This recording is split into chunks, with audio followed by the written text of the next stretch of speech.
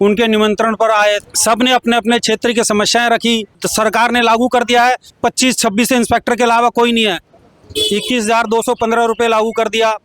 वो न्यूनतम वेतन तो लागू कर दिया, लेकिन ना तो दिल्ली सरकार ने एडवाइजरी पास करी, ना ईएसआई ना पीएफ वालों ने एडवाइजरी कोई पास नहीं करी।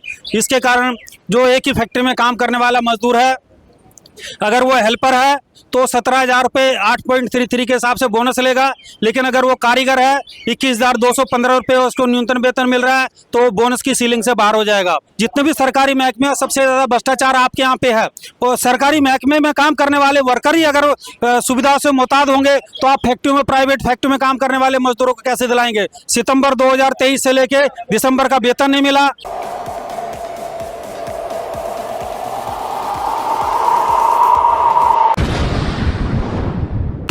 सर, किस मुद्दे को लेकर दिल्ली के इतने सारे ट्रेड यूनियन प्रतिनिधि आज कमिश्नर ऑफिस पर आए हुए हैं? देखिए, आज हमारे दिल्ली के जितने भी ट्रेड यूनियन हैं जो 11 डिस्ट्रिक्टों में काम कर रहे हैं, वह अभी सभी जिले के जो मजदूर कार्यरत हैं उनकी समस्याओं को लेकर आज लेबर मिनिस्टर मुकेश अलावत जी हैं, उनके निमंत्रण पर आए थे। उसमें लेबर कमिश्नर भी बैठा हुआ था, एडिशनल लेबर कमिश्नर भी बैठे हुए थे और मंत्री महोदय भी बैठे हुए थे। सब ने अपने अपने क्षेत्र की समस्याएं रखी। दिल्ली सरकार द्वारा जो न्यूनतम वेतन लागू कर दिया जाता है, लेकिन उसे पालन कराने के लिए कोई व्यवस्था नहीं है। हमने कहा कि आज कि जब न्यूनतम वेतन की अगर कोई मजदूर कंप्लेंट करता है और दूसरे दिन उसे नौकरी से निकाल दिया जाता है तो मजदूर चुप रह जाता है, कोई कंप्लेंट न्यूनतम वेतन की मांग नहीं करता। आज न्यूनतम वेतन तो सरकार ने लागू कर दिया है, लेकिन उसे पालन कराने के लिए दिल्ली के अंदर 25-26 इंस्पेक्टर के अलावा कोई नहीं है, जबकि पहले 85 में 72 के करीब श्रम निरीक्षक होते थे। और आज लेबर ऑफिस के अंदर हमने ये भी मांग रखी कि जितने भी लेबर अफसर है जो एडिशनल है। दूसरा हमारे साथियों ने रखा कि आज दिल्ली सरकार ने न्यूनतम वेतन 1 अक्टूबर 2023 में 21,215 रुपये लागू कर दिया। वो न्यूनतम वेतन तो लागू कर दिया, लेकिन ना तो दिल्ली सरकार ने एडवाइजरी पास करी, ना ईएसआई ना पीएफ वालों ने एडवाइजरी कोई पास नहीं करी। इसके कारण जो एक ही फैक्ट्री में काम करने वाला मजदूर है, अगर वो हेल्पर है तो 17,000 रुपये 8.33 के हिसाब से बोनस लेगा, लेकिन अगर वो कारीगर है 21,215 रुपये उसको न्यूनतम वेतन मिल रहा है तो बोनस की सीलिंग से बाहर हो जाएगा।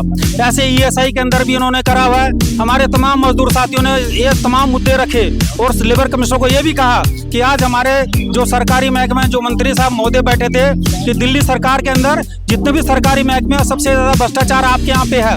उनको कहा कि दिल्ली के अंदर 4,000 क्लस्टर ड्राइवर हैं, क्लस्टर बसें काम कर रही हैं, उसमें ना कॉन्ट्रैक्ट लेबर का लाइसेंस है, ना वर्करों को ईएसआई दे रहे, ना पीएफ दे रहे, ना उन्हें छुट्टी दे रहे, ना बोनस दे रहे, उन्हें कोई सुविधा नहीं मिल रही है। ये तो आपका महकमा है। ऐसे हमने आशा किरण आशा ज्योति के मजदूरों के बारे में बताया कि वहाँ पर 650 ठेकेदार के श्रमिक है और 247 हाउस एंटिया जो काम कर रही है, उनके बारे में कोई सुविधा लागू नहीं है। अगर सरकारी महकमा और सरकारी महकमे में काम करने वाले वर्कर ही अगर सुविधा से मुहताज होंगे तो आप फैक्ट्रियों में, प्राइवेट फैक्ट्री में काम करने वाले मजदूरों को कैसे दिलाएंगे। दूसरा हमने उसके अंदर बताया कि आपके बीच में रेन बसेरा के साथी हमारे हैं, शेल्टर होम में काम करने वाले हैं, उन्हें सितंबर 2023 से लेके दिसंबर का वेतन नहीं मिला। वो कह रहे हैं ऐसे हो नहीं सकता। मैंने कहा क्यों नहीं हो सकता, क्या आपने महकमे में क्यों नहीं गए? लेबर कमिश्नर ने कहा, मैंने कहा आपने कहा था, सोफिया वाला मालिक था उसने आपने कहा था लेबर मिनिस्टर के जाके उसको गर्दन पकड़ो, तो आप ही ने कहा था। आज वही मजदूर यहाँ भटक रहे हैं, अपनी तनख्वाह के लिए भटक रहे हैं। इसलिए मंत्री ने कहा कि आपकी सभी मांगों को हम संज्ञान में लेंगे और संज्ञान में लेके इन सभी समस्याओं को हल करेंगे। साथियों, ये लेबर कमिश्नर को और लेबर मिनिस्टर ने हमें आश्वासन दिया हुआ है, इसलिए हमारे बीच में बाकी भी ट्रेड यूनियन साथी है वो अपने विचार रखेंगे। एकता जिंदाबाद, जिंदाबाद जिंदाबाद, साथी जिंदाबाद, जिंदाबाद जिंदाबाद, साथी जिंदाबाद, जिंदाबाद जिंदाबाद, लेबर कमिश्नर मुर्दाबाद, मुर्दाबाद मुर्दाबाद।